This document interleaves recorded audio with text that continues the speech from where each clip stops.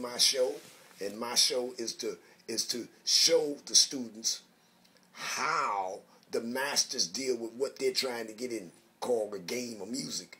The game of music, Miles Davis said, when you get your BA from college, because it's a bad attitude, Miles said, when you get your BA from college, it takes the rest of your life to fill the BA up. So the BA is something like a suit that your mother buys you, and she buys it a few sizes too big.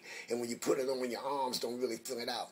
And then the kid says, well, Ma, you know, the suit don't really fit. Look how big it is. And she said, yeah, but after a couple of years, you'll fit it perfect. So the BA, you get the BA, but you're not really a master musician.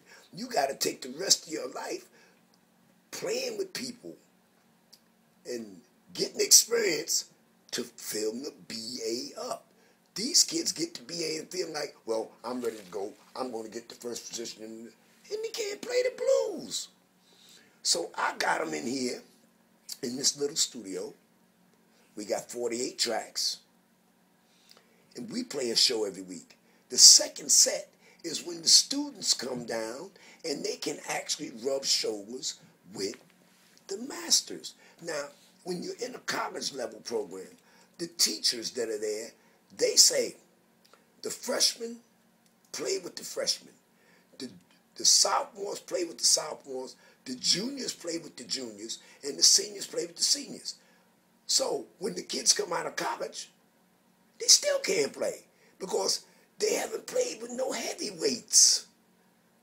But I bring the heavyweights every week in this house, and I've got a band of students in the kitchen drinking, smoking cigarettes, talking about all the stuff that they did in the week, and talking a lot about music. Meanwhile, while that's happening, in the main room, we got the masters who have played for the last 50 or 60 or even 70 or even 80 years, playing this music, filling the BA up, and the students in the kitchen don't have one question. Now me, in my day, if Max Roach was sitting in this room and played his set, when he got finished, I was trying to take him up to the avenue to get a cup of coffee so I could talk to him on a real one-on-one basis and try to find out all this stuff that made him, Max Roach, such a wonderful drummer. And I would be studying that stuff every week so the next time I saw him, I could actually play it. These guys that come to my house, they don't consider the fact that the same education that would cost them $20,000 with financial aid, and in most cases, if you go to bar, it's $57,000 a semester. So a semester being 3 months, after 3 months is over, you got to go back to that office and get another $57,000. So how many $57,000 do you have to graduate from Bart? By the time you get finished with Bart, getting that $57,000, when you get finished and graduate, you need a hit record or you need to hit the lottery just to pay the bill. Now they come over here with the same professors at arm's length. Hey, John Esposito. Hey, Malcolm Cecil. You don't have to raise your hand. I got it set up on the buddy system. And all the students in the kitchen, none of them can play the blues. Not one. Let me ask you a question, okay? Do you think the difference in today's culture compared to when we were that age, younger, you think a lot of the difference has to do with the fact that we weren't handed anything. We had to go run out and sit on masters' doorsteps. Yes. And have the desire to just say, hey, Marvin, could you show me something today? And in your heart, sure, you would say, sure, I want to show you something, because you're like a sponge and you're willing to absorb. It seems like today, though, the young people think that by going to college and getting theory and textbook information about this music, they have very little experience touching in their own inner feelings, because they've allowed a lot of other people to do something for themselves. So instead of having the initiative to go ahead and move on it themselves, their parents or their brothers, sisters, cousins, uncles, aunts, or whoever is doing everything for them. Therefore, to survive, which is what we had to do when we were teenagers, to survive is a different definition today of what we had to do to survive. Today, they're working, they're going out, they're motivated to get degrees to make money. But still, isn't this true, Marv? You and I have been in this music since childhood, okay? Period. And we could say that we are the music because we've lived it and it's inside of us. We've heard thousands and thousands and thousands of songs. How can anybody just sit down and play music that doesn't have an intimate relationship with the melody of a particular song? The kids today want everything handed to them. They want to come in the room, play the bass, or play the drums, or play whatever instrument of their choice. They want to play it 2 or 3 minutes, and then they want to go out and make money. I think that the movement that they got is based on rebellion. They rebel against the establishment of playing the blues. The blues that Charlie Parker played, the blues that Lightning Hopkins played, is basically the same blues. It's the same form, the way it goes down. And it's easy to learn if you want to learn it. But if you're some kind of generation that wants to rebel, always got something to say, always against the establishment, then it's not going to work. It's not going to work. You might have to plug that light in. I'm not worried about the light. Keep talking. So that's what I see. When they're in my kitchen, I have various players out here. I've got great people. And we're not supposed to need to say no names, but I got the great Dave Schnitter, who played many, many, many years with Art Blakely and the Jazz Messengers. He knows the blues. When he's in my house, I got young men in the kitchen doing everything but asking him what's the formula to the blues so that they can have something to practice. And it doesn't cost them any money. But for them, well, I'll just go in the kitchen and I'll act like I don't hear Boogaloo. And that's what they act like, but the end result is they can't play because they haven't taken the information and processed it and practiced it and mastered it. So 6 months pass, 7 years pass, and when I go to the young people and I say, okay, can y'all put a group together and play me one song? They can't play anything. So who did they hurt? Who did they actually hurt? They didn't hurt anybody but themselves. Now, look, then I brought a bass player in here the other night, young boy. Freddie Houston, Freddie Jacobs, y'all. Great trumpet player. Old school master. Freddie put this boy on the scene. But the boy's different. The boy's serious. So this is a fellow that's going to be up on the... No, he's not going to be at Buddha. He ain't ready. No, not Buddha. But you're you're staging a video tomorrow, Friday. Well, he played Tuesday night, so he's going to be up on number 126, series 126. 126, he's going to be on 126. Okay, bass player, what's his name? Sam Smith. Okay, yeah, we could talk a bit about tomorrow night, too. I mean, we could talk a bit about what happened Tuesday. Yeah. Why not? If we're going to write about it, we got to talk about it. Let me tell you about this boy. He comes in. Mike Purcell, when we got him, it was really supposed to be just Mike Purcell and me in an interview, but Mike got the bass player in the afternoon and brought the cat. He was in here. And he played. And he plays, I'm not going to say on the master level, but he's got a much better try than all of the rest of the bass players that come to my house. He's serious.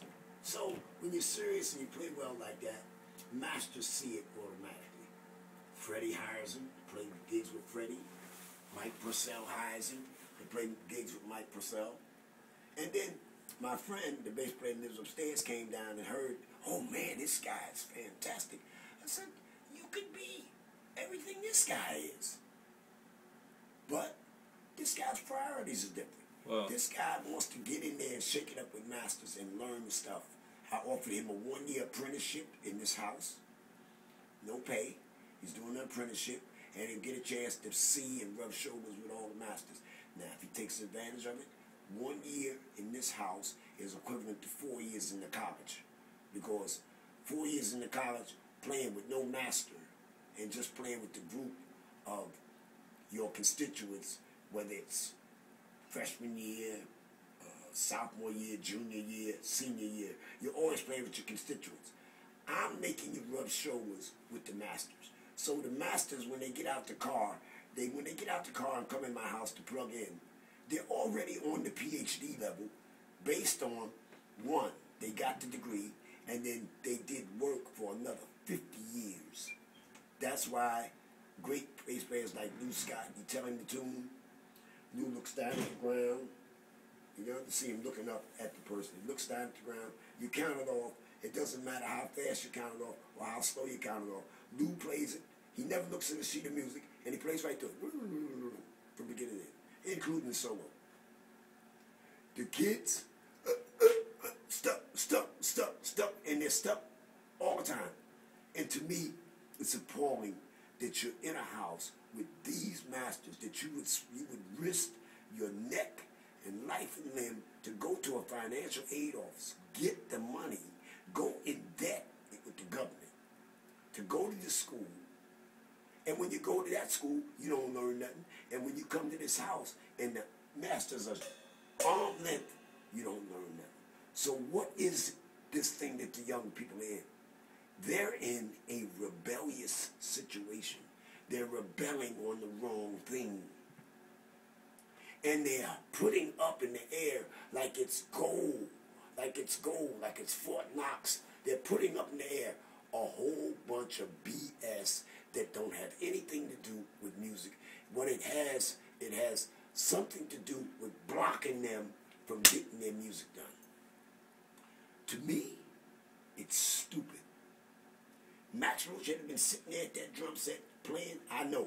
I was 40 years old when Max Roach called me down to the Carroll studio. He was down there rehearsing the band. I was sitting right in front of the bass drum. I could have used the bass drum for a table and put my drink on it. That's how close I was to Max. And I was 40. These boys are 30 years old. They can't play the blues. Or younger. Or younger. They can't play the blues. And as soon as you put them up on the bandstand, and I go by whoever's leading the band that night and say, pick the tempo up. When they pick the tempo up on them, they look bad, and then they're mad at me because they haven't practiced all of the levels. As I say, practice it slow, practice it moderate, practice it fast. They haven't mastered the slow part, they haven't mastered the middle part, and they haven't mastered the end part. Then you put some tempo on them, they look stupid. Can I ask you a question about music in terms of songs? Yes. Okay. You and I both grew up listening over and over and over again to songs, where as drummers we were able to start humming the melodies, start humming the form of the song. We knew the bridge of the tunes, and we had an intimate relationship with the song itself before we would even sit down and touch the drum. So in effect, we were carrying that to our instrument, and from what we had inside, we were communicating that love, that tune, that piece of music through the instrument, and talking about it with the other players. And the other players honored the drum. Monk always said, I'm just an accompanist here to make you sound better. That's my joy. And then Monk would say, if you're a horn player, be familiar with the drums and play the drum as a horn player. And if you're a drummer, understand what the horn player is playing. Yeah, but there's difference in the time. When me and you came up, there wasn't a whole lot of computer. I'm sure people had the computer, but the regular poppers didn't have a computer. We had the radio. We had the record player. That was all you had. Today's kids, they got the computer. It's all instant gratification. You press a button, you want to know about the drum? In my day, you had to go to the library, you pull out the card catalog, it comes out as long as from here to me, you find what you want, then you got to go up there and find the book. Today, you press a button, you put drum in, DR, as soon as you put D in there, everything from D comes up, you put R in there, it looks like drums in the computer, the drum comes up, instant gratification. So that's what the kids want when they play the drum. They don't want to take no time and learn the melody and sing the song. They're not concerned with the song. What they want to do is get on the drum.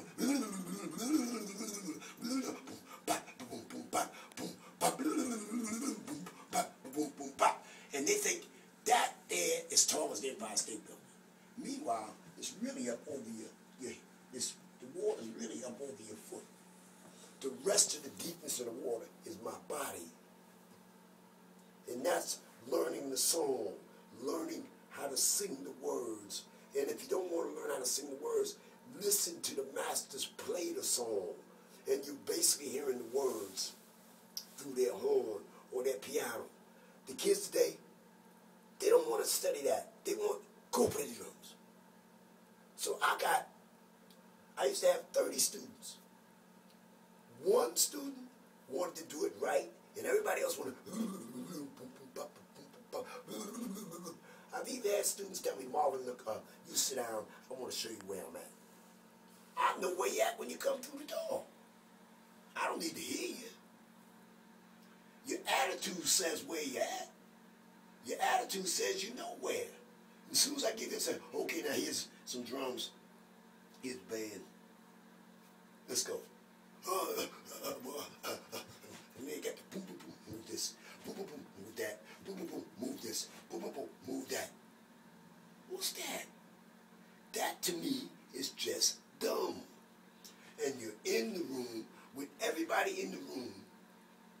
If I just name some cats. Lou Scott. He can play the blues backwards. If he falls up the Empire State Building, he's falling down the steps, and he got his hand on that bass, he'll be hitting every right note on the way down, without looking at the music. I got John Esposito. He can do the same thing. As a matter of fact, John Esposito plays the blues frontwards, and he plays it backwards at the same time, and he plays something else, and it's all right. That's why he's the head professor in the jazz department at Bard. Then I got Malcolm Cecil, 73 years old. Did Stevie Wonder's Inner Visions album. These are the guys that come to this little studio where you're in arm's length age, everybody. And they play every week. And it's 1,200 videos or better, maybe a little less, on the internet where you can see each of these shows. It's real. And the students don't get it because they don't have time to sing the melody. They're not concerned with the melody or the form of music, the form and the way different parts come in. They're not concerned with that. What they want to do is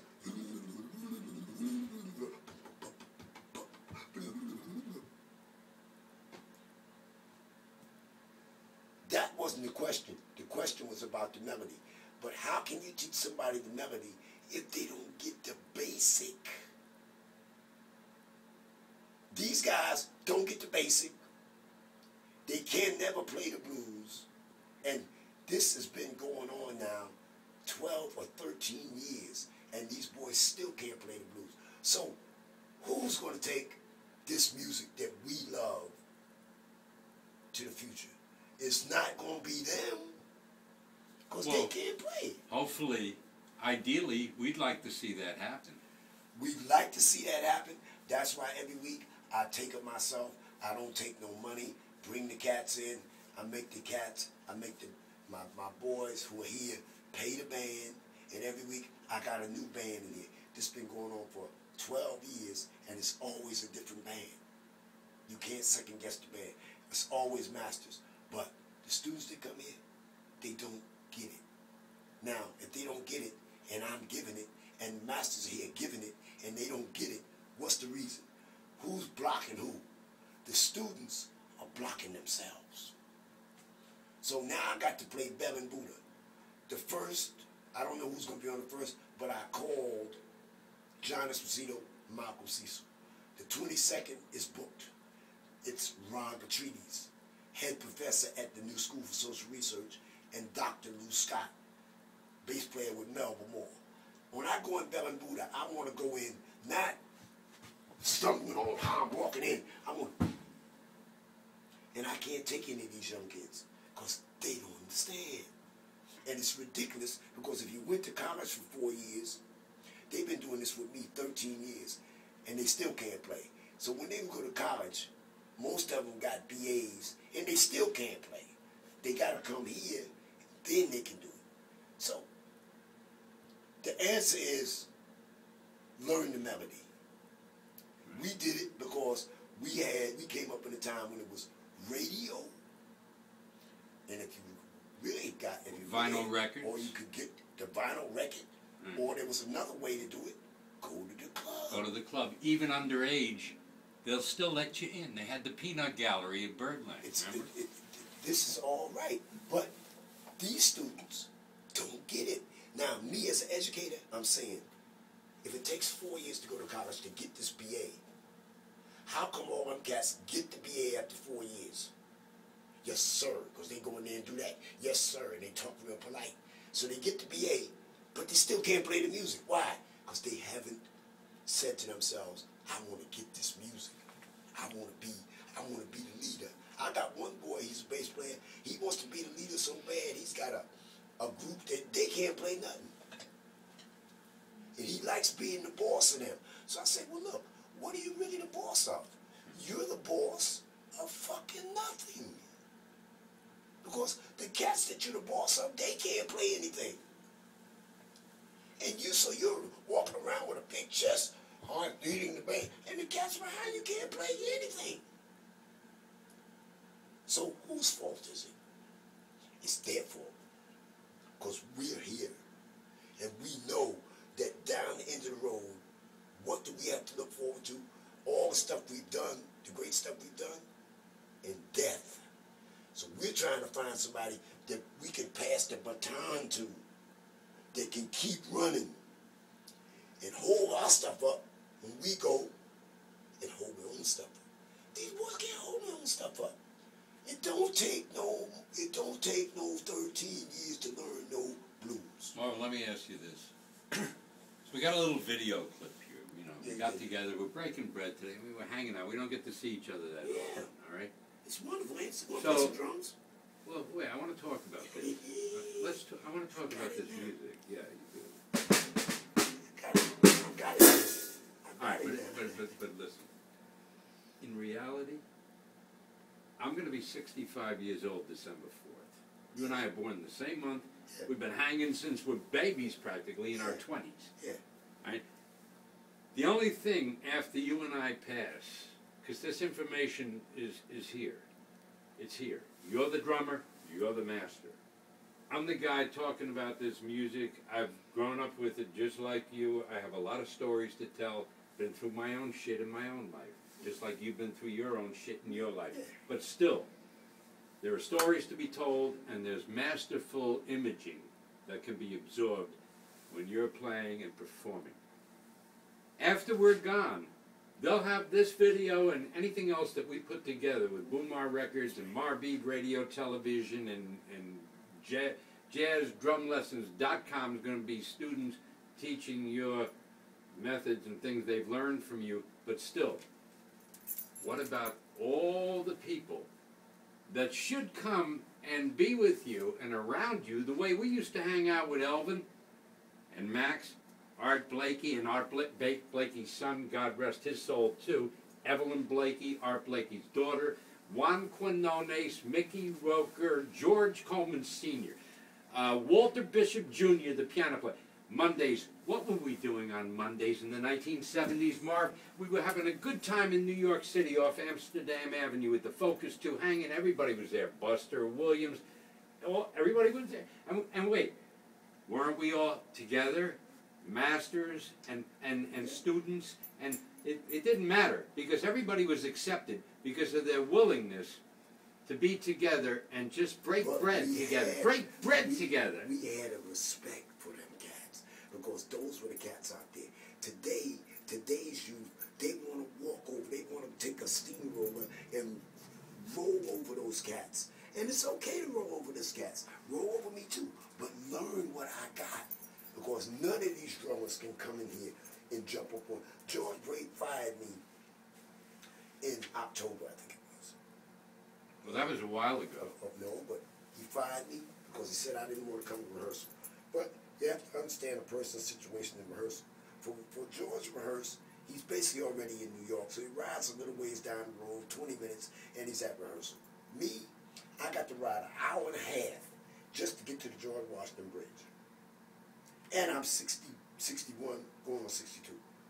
Okay, so George fired me, and then he went and got another drummer and played a gig. I think it was Victor Jones or something. Didn't like it. Then he went and got another drummer, played with him, rehearsed with him, did all that. Didn't like it.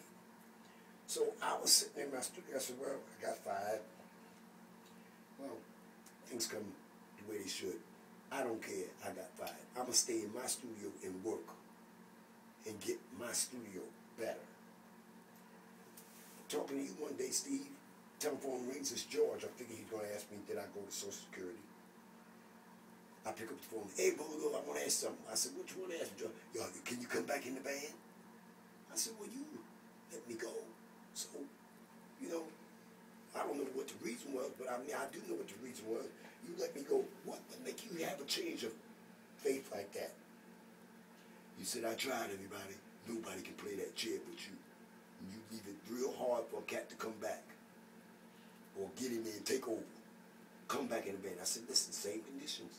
I ain't coming in the rehearsal because I don't drive and it's difficult for me. He said, I don't care. You come back in the band, I'll come to you. Well, we got, you and I, we've got so much, we talk all the time anyhow.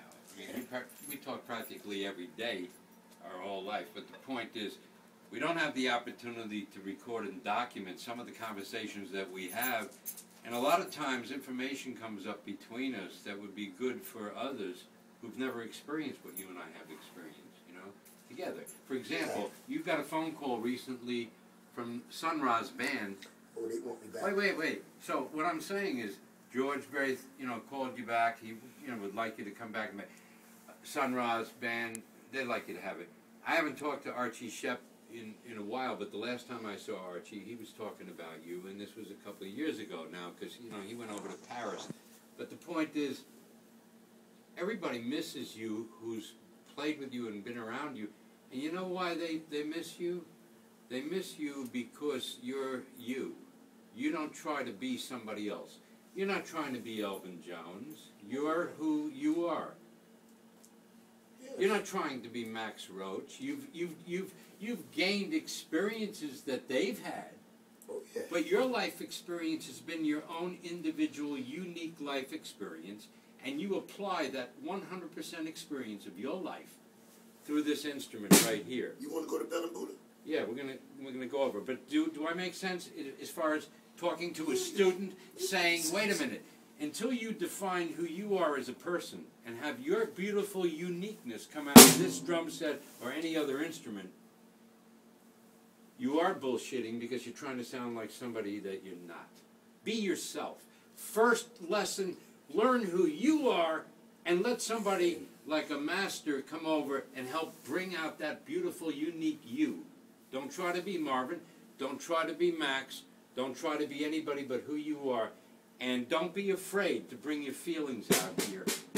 Don't cover them up. They are afraid. Bring that feeling out. When you're going to hit that cymbal, when you're playing and you feel something, that's an expression.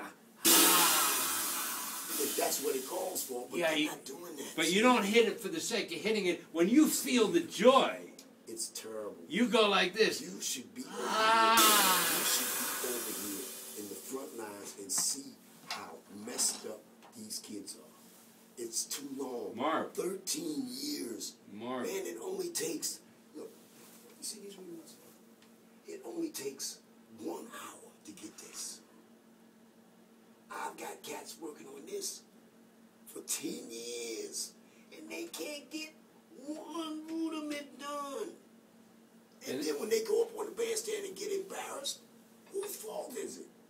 It's their fault. They haven't done this.